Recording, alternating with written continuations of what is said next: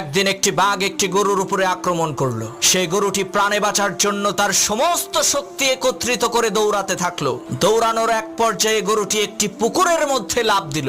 ঘটনাক্রমে সেই পুকুরের মধ্যে কোনো পানি ছিল না, শুধু ছিল কাদা। এদিকে গরুর পেছন পেছন বাঘটিও সেই পুকুরের মধ্যে ঝাঁপ দিল। এতে করে গরু এবং বাঘ দুইজনেই পুকুরের কাদার মধ্যে গলা পর্যন্ত আটকে গেল। তখন বাঘ রাগান্বিত কণ্ঠে গরুকে বলে উঠলো, ওই হারামজাদা, তুই আর লাফ দেওয়ার জায়গা পাইলি না?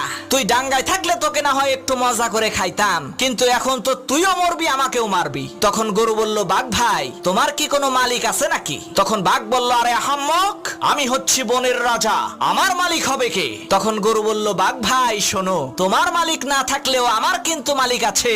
সন্ধ্যাবেলায় আমার মালিক আমাকে এখান থেকে উদ্ধার করে নিয়ে যাবে, আর লোকজন জড়ো করে আনন্দ উল্লাস করতে করতে তোমাকে পিটিয়ে মারবে। মনে রাখবা মুসলমান, তোমারও কোনো ভয় নাই, তোমারও একজন মালিক আছে।